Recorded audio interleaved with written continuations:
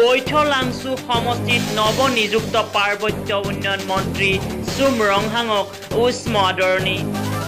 অনুষ্ঠানটোত দেখা নগ'ল স্থানীয় বিধায়ক মানসিং ৰংপিক। নৱনিযুক্ত তিনি পাৰ্বত্য জিলা উন্নয়ন মন্ত্ৰী চুম ৰংহাঙক আজি বৈঠলাংশু সমষ্টিৰ খেৰণীত দলীয় কৰ্মকৰ্তাসকলে উষ্ম আদৰণি জনোৱাৰ লগতে কাৰ্বি আংলং বাঙালী সমাজৰ কেন্দ্ৰীয় সমিতিৰ সম্পাদক অজয় দাসেও মন্ত্ৰী সম্বৰ্ধনা জ্ঞাপন কৰা হয়।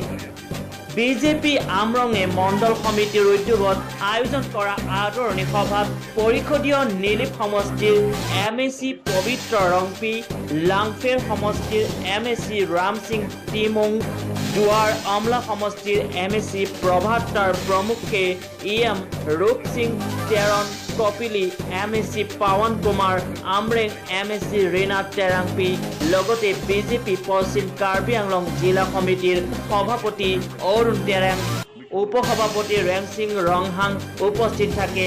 কিন্তু তাৎপৰ্যপূৰ্ণ কথা যে উক্ত আদৰণি সভাত দেখা নগ'ল স্থানীয় বিধায়ক মানসিং ৰংপিক। ইয়াকে লৈ পশ্চিম কাৰ্বি আংলঙত ৰাজনৈতিক মহলত ব্যাপক চৰ্চিত বিষয় হৈ পৰিছে। আজি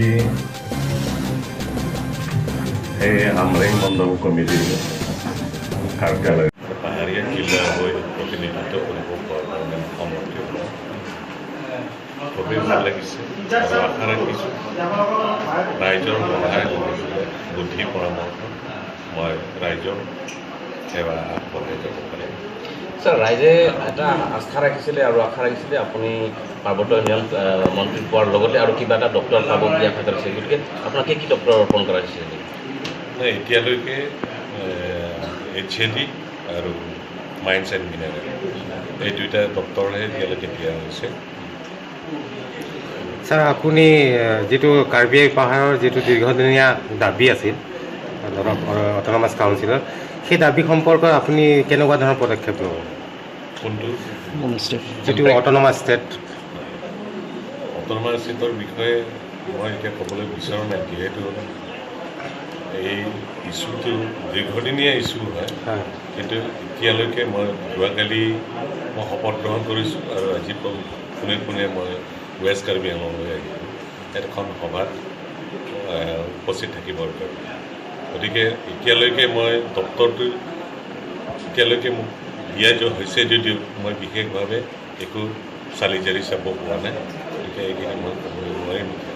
ছাৰ, কাৰ্বি আংলঙৰ সমস্যাৰ ক্ষেত্ৰত যদি ক'বলৈ যাওঁ, বহুত সমস্যা আছে আৰু সকলো সমস্যা একেবাৰতে কৰাটো সম্ভৱ নহয়, সমাধান কৰাটো সম্ভৱ নহয়। গতিকে আপুনি প্ৰথমে তিনিটা সমস্যা সমাধানৰ ক্ষেত্ৰত কি কৰিব?